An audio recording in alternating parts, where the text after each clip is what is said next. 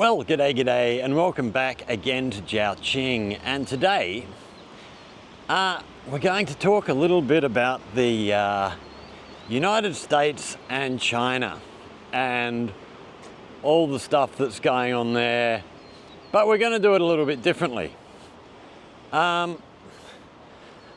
So I was watching a video the other day from channel Viewpoint Abroad. Don't know if you've seen the channel. He's an American guy who's been living in China for quite some time, and he does his own content.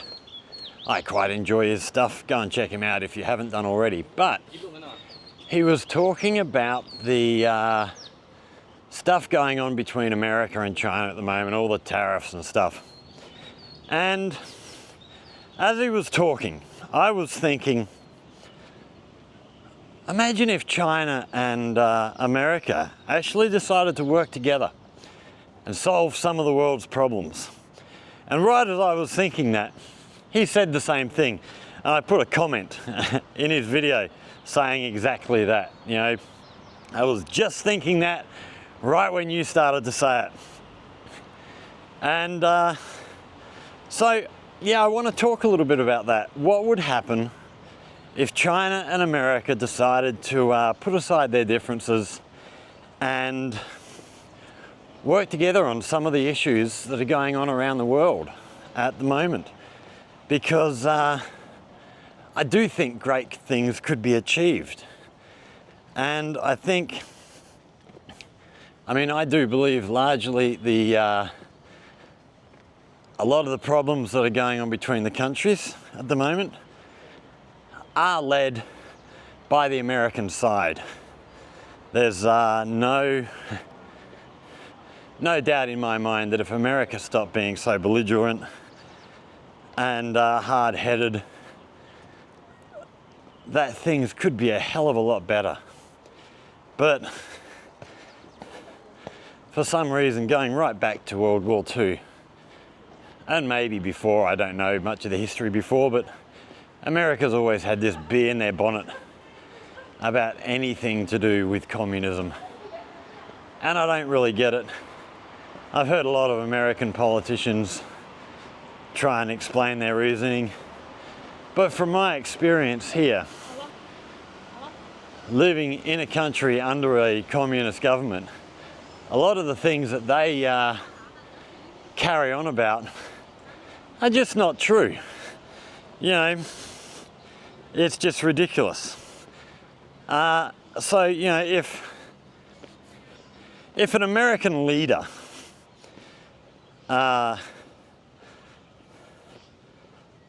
actually decided to, right, let's have a honest discussion and let's have an honest look at what we can do, he could achieve, or she could achieve, great things for the world by coming and working with China. I'm sure that if there was some sort of opportunity for China to work with America to solve some of the world's problems, they'd jump at the chance. They're not stupid.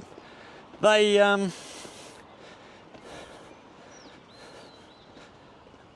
would love to be doing that sort of thing. They would, you know, they've proven through the poverty alleviation thing here that they really are here for the benefit of humanity. You can argue that all you like, but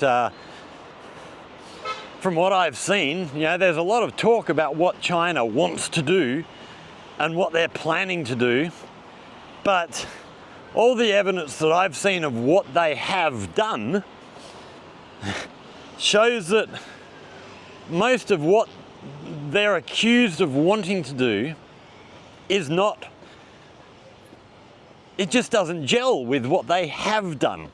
So yeah, let's talk a little bit about if China and America actually worked together to solve some of the world's problems. Where would that leave us? How would that change the world? So let's stick with poverty alleviation at the moment, because we just mentioned it. So throughout large parts of Africa, large parts of South America, large parts of Asia, poverty is just incredibly bad. I remember a trip to South Africa. When did we go there? 2001. We spent 3-4 weeks in Cape Town and had a great time. Absolutely loved Cape Town. It was just a gorgeous place. The people there were incredible, really friendly people. But at the same time, while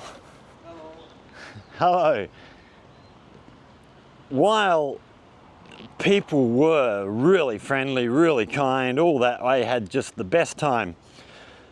We also drove through some of the shantytown areas, and the poverty was heartbreaking to see. It was just incredible. Now, if China and America actually wanted to help the world, that'd be the first thing I think would need to be done. Get people out of poverty. China's proven it can be done. They've pulled, I don't even know what the numbers are, but hundreds of millions of people out of poverty, out of extreme poverty. There's still poverty around the place, but they're very much on the margins here, and it's very much people who may have fallen through the cracks or have other issues going on. I'm not going to say that poverty has been eliminated here, but it has been hugely reduced. And there's still projects going on. They're still working on that. So now, if America and China actually teamed up and actually went into some of these countries, so the countries that, large American corporations go into and basically just take all the minerals, pay off the government, and the people get nothing for it. Imagine if we actually had a situation where people actually got something out of their country selling all of these products. It could be amazing. It would really, really help the world. Really, really help those countries. It'd be a really, really good thing. Instead of just allowing this bribery that goes on for companies to just walk in and take over resources. It could be great, but I squeeze through these gates here. That's a bit of a squeeze. So we're just walking down off the wall. We've got to walk around this little piece where they're doing some work here. We get back on the wall on the other side. So really that requires a whole lot of changes. In fact, just thinking about it now, I think the first thing that would have to change for that is changing how political donations work in America. All these big companies being allowed to give millions and millions of dollars to politicians. As long as that's allowed to carry on, the politicians have got no incentive to actually try and make these companies do the right thing. They're bought and paid for, so why would they? So, yeah. But, the potential would be huge. Move industries that America and China no longer want to be a part of. So, the basic manufacturing of basic goods that, America's long past doing that sort of work. They sort of offshored all that stuff years ago. From what I've heard, China's starting to do that as their production and stuff gets more and more advanced. They are less wanting to be involved in some of this stuff. So, poverty alleviation. If we could get the two countries working together, we could do something really good about that. And that, I think, undoubtedly would be a fantastic thing for the whole planet, for everybody. Right, what else?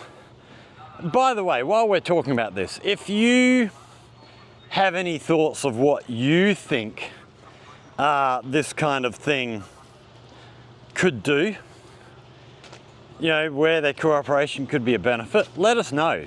Put it in the comments. Yeah, it'd be an interesting discussion to see how China and America working together could improve the world. So the next one I want to look at would be healthcare, as we've just had the pandemic. Now, again, this is a difficult one. So, China, in my opinion, handled COVID very, very well. You know, I stayed here, you know, I got offered, my school said, look, we've got this disease starting, this is right back in the start of 2020. And they said, look, we've got this thing happening in Wuhan, it's probably going to spread to the rest of the country. If you want to go home, we'll understand, we'll hold the job for you. When it's over, you can come back and resume as you were. And I sort of thought about it and thought, nah, if it's going to spread to all of China, chances are it's going to spread to the rest of the world. And I actually, you know, after talking with a couple of people, I actually thought if anyone's going to handle this well, it will be China. Or, you know, maybe other Asian countries. There are a few Asian countries who had the experience of handling bird flu, what was that, 20 years earlier? 15, 20 years earlier? And so I sort of thought, well, if I'm going to be somewhere, I think this is probably going to be the place that's going to be handled best. As rules come in, you know, less contact and lockdowns and all that sort of thing, the Chinese people are going to obey that. I wasn't so sure about other places. So I figured, no, I'm going to stay here. And I don't want to be running out of my students, leaving my students here to handle this situation and I go running away. What kind of respect would my students have for me then? So I stayed. And like I say, I think China, on the whole, handled things pretty well. The politicians here listened to the science and pretty much did what the science and what the doctors, what the professionals said they should do. In contrast to, well, let's stick with America because we're talking about America and China. America, I believe, handled the whole thing extremely badly. They lost a hell of a lot of people, and people were so caught up with, you know, oh, my personal rights and stuff. Well, I'm sorry, but if you want to live in a community, yes, personal rights are great, but there's also times when you've got to look after the community that you want to be a part of. If you don't want to be a part of that community, go away. Go and live on your own in the forest somewhere. You know, it cuts both ways. Yes, personal freedoms and all that are great, but it's no good if everyone around you is dying. It's not really that great. So I think for America and China to work on this stuff, I think the first thing we would have to do is have politicians in America who actually believe in listening to the science. Trump has appointed that, what's his name, RFK Jr. as his chief of medical something or science something, but involved with a lot of medicine, drug stuff. This is a guy that doesn't believe in vaccines, which, you know, according to all the science I've seen, vaccines are incredibly effective. If you're sort of my age, talk to your parents. If you're younger than me, talk to your grandparents about polio. What polio was like until they came up with a polio vaccine. And now we don't have polio anymore. Maybe there's still some around. Same with measles. You know, and a whole lot of other diseases that used to kill thousands, hundreds of thousands, even millions of people every year. And if, you know, Chinese and American scientists actually got together and actually could work together, they could get a lot of the research. You know, next time a pandemic happens, the research could be done so much quicker. It's a whole lot more money going into the research, and the manufacturing and stuff, you know, could be shared. We don't have to have, you know, China has this vaccine and America has that vaccine. We could just all have the one vaccine, all focus on the same thing and get the job done. But they don't want to do that. Again, politicians in America paid off by Big Pharma. Big Pharma don't want that. They want the money. They're not interested in helping society. They're interested in how much goes into their pockets. So, you know, that's a shame. Right, is this where we go back down? Yes, it is. But, you know, it could be a really, really good thing for the world. You know, put a lot more focus on things like Ebola. Hell, on things like the common cold that, you know, after hundreds of years, we still don't really have a cure for. You know, maybe if people started working together, we could sort some of this stuff out. But again, we need these people to work together, and they just don't seem to want to do it. So next one, economic stability and development. Now, we've seen in the last, I don't even remember how long it is now, it feels like forever, the tariffs that Trump has been dumping on countries willy-nilly all around the world has just caused chaos everywhere, all the markets everywhere. Now, if Trump had a problem with some of these countries and the trade deficit and whatnot, maybe instead of just coming out and ham-handedly imposing these ridiculous tariffs on countries, he could have actually, before doing that, he could have sat down and spoken to each of these countries. Look, we're buying this much off you and you're only buying this much off us. How can we reduce that burden on our country? And, you know, we could have saved a whole lot of heartache. It would have taken a little bit longer, but it could have been a whole lot more effective. And I mean, I laughed when I heard, Heard and McDonald Islands have been tariffed. I think they were both tariffed 10%. This is two islands where there's no human population, it's penguins. What? You're tariffing the penguins. Well done, son. Really clever of you. And then look at Australia. We spend more money buying products from America than America buys from Australia. In their case, it's the opposite to what he's complaining about. Australia still got tariffed. Why? Why did we get tariffed? Shouldn't you be paying us as Australians because we spend so much money buying your crap and you don't buy hardly any of ours? How's that fair? So, if America and China actually sat down together, worked out strategies that would actually work, we could solve a whole lot of problems around the world. I'm just looking up at this sky. It's looking more and more like it's going to rain very, very soon. I hope we can get this done. We're trying to get right the way back around to where we started. We're about halfway around the journey now.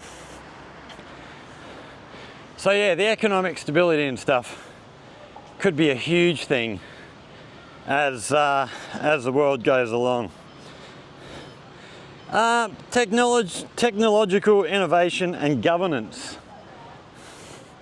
So we look at the moment at what's happening with technology. And the big one that everyone's talking about at the moment is AI, artificial intelligence. American companies spending billions and billions of dollars. DeepSeek comes out, spends 5.6 million training their system, and has offered it up for open source, so anybody can use it for whatever purpose you wish. It's hugely different. You know, OpenAI costs a bloody fortune to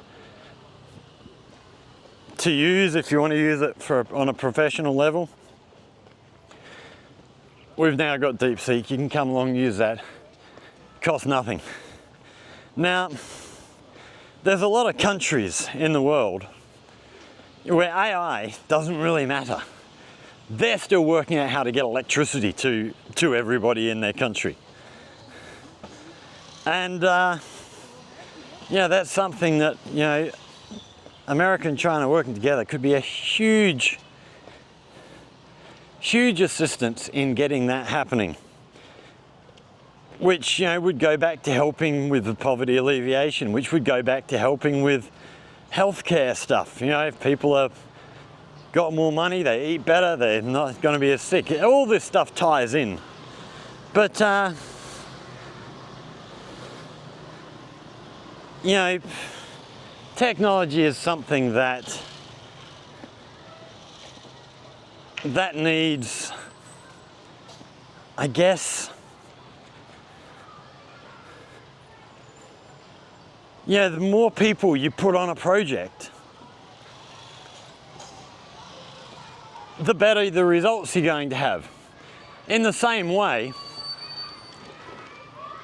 if America and China are working on the same sort of thing together, and you've got the Americans who think this way coming at a problem this way, and the Chinese who think differently coming at a problem this way, not only might one of them come up with the idea first, but maybe by talking to each other and melding their ideas, things happen a whole lot quicker. You know, if they work together, the world could be hugely different. It looks like we've got kids just heading back to school back over our shoulder here. Ah, that's okay. So we've got a young girl who lives in our apartment complex. She wears this uniform. I'd always wondered which was her school, so this must be her school here, right? Okay. So yeah, America and China working together for technology would be unbelievable. Right, conflict mitigation. Solving some of the world's problems, which is a bit of a weird one, because I am a pretty firm believer that a lot of the world's conflict that's happened, well, since World War II, has been at the hands of the Americans. So maybe this one's not so right. But if we've got an American leader who's actually happy to try and work with China, maybe he'll also be willing to stop going and bombing countries that don't do exactly what they want them to do. It's probably wishful thinking, but we'll see. But when you look at the conflicts around the world at the moment, yeah, you got Russia and Ukraine. America, well, America were firmly on the side of Ukraine, not so much anymore. I don't know what's going on there, but you know, Trump and Vance pretty much scuppered that. But China also very close to the Russians. Now imagine pre-Trump, if America had gone and talked to Ukraine, if America and China had talked together first, then America had gone and talked to Ukraine, China had gone and spoken to Russia, something could have been worked out. And I don't think it would have been that difficult. Same with the Middle East, Gaza and Israel at the moment. If, America and China spoke, then America went and spoke to Israel, China went and spoke to the Palestinians, we could have maybe solved this problem. But while it's sort of wishful thinking and stuff, I don't really see that that could happen. The fact of the matter is, the American companies, again, who fund the American politicians, make too much money supplying the tools for killing people. So, yeah, maybe wishful thinking, but it's not bad to think wishfully occasionally. So, another big one, space exploration, which, America and China both have their own programs happening, spending a lot of, each country is spending a lot of money doing what if they teamed up to do, they could do it half the price each, get all the results. I actually laughed when China landed. Where did they? I think they landed on one of the poles of the moon and brought back space rocks or space dust or something from the surface of that part of the moon. Now, the American scientists wanted to get their hands on some of this stuff. We're crossing the road now, we're in the tourist street. Just crossing the road before we get back up onto the wall. So the American scientists wanted to get their hands on some of this debris from the moon. But they were not allowed to because there is a law passed through Congress that NASA is not allowed to work with the Chinese. Why? You're both trying to do the same thing. What's the race for? This going into space, we had there was some, I can't remember the exact treaty or the exact details, but there was a treaty drawn up back when Russia and America were in the space race. The so-called space race. Which was no militarization of space. Space should be for the benefit of all humanity. Why don't we live by that ideal? Why don't we live by that agreement? If America and China teamed up and worked together, with the Mars exploration coming up, more stuff on the moon, both countries would benefit hugely. The knowledge that we gained would benefit the whole world hugely.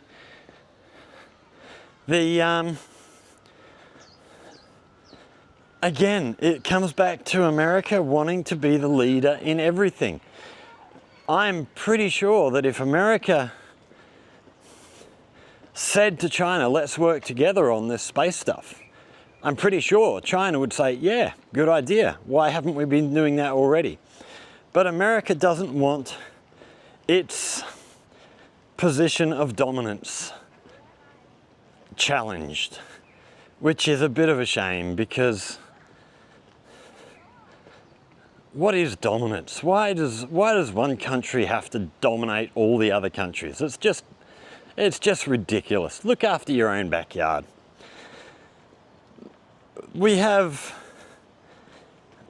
America, again, privatization, making profits out of this exploration instead of doing it for scientific reasons. It's something that should be done, should be changed, and they should be working together. Kids running crazy there, why aren't they at school? Maybe they're on holidays. Cultural and educational exchange. So again, this is one that actually I think America has actually done pretty well on. Not so much cultural exchange, but educational exchange. A lot of students go to America from China to study. A lot of university students, doctoral candidates, that sort of thing. But again, they're doing it not because they want to help the world, they're doing it because there's a profit to be made. It's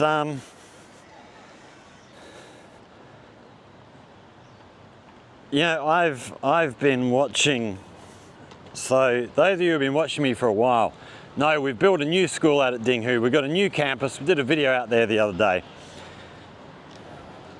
And one part of the school there is actually set aside. We are going to be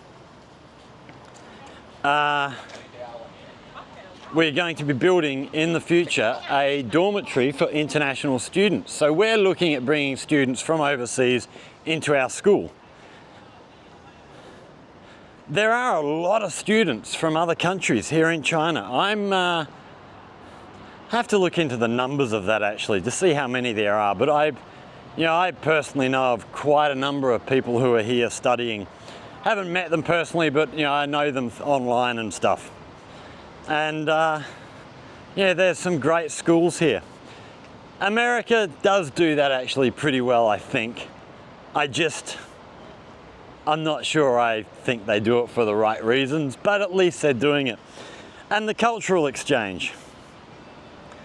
That's one that this Red Note has really pushed. The American TikTok ban, I've mentioned this before, but I just found it hilarious that Americans on TikTok, the American government didn't want Americans on TikTok because it's a Chinese app, and they were worried that they were being influenced by, China. So when the ban sort of happened, all the Americans went to Red Note. So on TikTok, there's very, very few Chinese people on TikTok. Most Chinese people don't use TikTok. The Americans then went to Red Note, where it is Chinese people, and they started to meet these people. So I think banning TikTok might have been the best thing America could have done for the cultural exchange. It actually got American people meeting some of these Chinese people and seeing what life in China is actually like. I think a lot of people had their eyes opened, and they had their eyes opened in quite a big way. Quite a surprising way for a lot of them. I'm just trying to see what else have we got to think about. The other one would be climate action, really. I mean,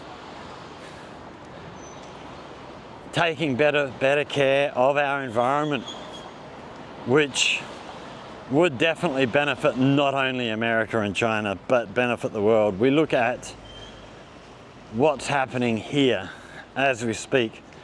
Some of the green projects that I'm seeing around. So we went down to the islands last summer down on the south coast and saw huge wind farms being built out in the ocean. Couldn't really see them in the camera, unfortunately. They were far away, but I could see them off in the distance. It looked amazing. We then had, we went for a walk over to Gaoyao, one of the schools over there. All the car parks have now got roofs over all the car parks to keep the cars out of the sun when teachers are parked. But all the roofs are solar panels. They're not just nothing. Driving out to Yunfu on the bus, going out on the highway, when you look out on the side of the road, all the fish growing ponds are now covered to keep the sun off the fish, and they're covered not with just roofs, they're covered with solar panels. So there's a lot of stuff going on here. The cars, the number of electric cars now, I believe in December or January was the first time electric car sales outperformed petrol car sales in China. So, you know, China's pushing this. They are trying to do the right thing internally, but to be able to do the right thing, you know, push stuff to other countries, it needs a consensus. It needs countries to get together, work together, be a part of a team. And again, comes back to money being funneled into American politicians' pockets by large organisations, the oil companies, who fund millions and millions of dollars towards these politicians. These politicians aren't actually going to do anything. So, but again, it's a nice dream to have.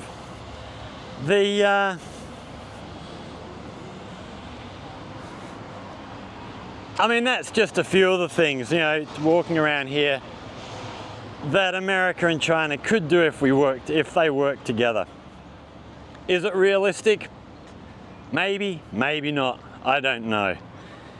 But is it a good dream to have? I think so. Really, I think a lot of it comes down to America changing their political system. Not so much the political system, but the way the political system is funded. That needs to change before any real change can ever happen. And we live in hope, because if America and China did work together, that'd be great for the world.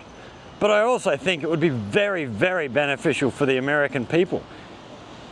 The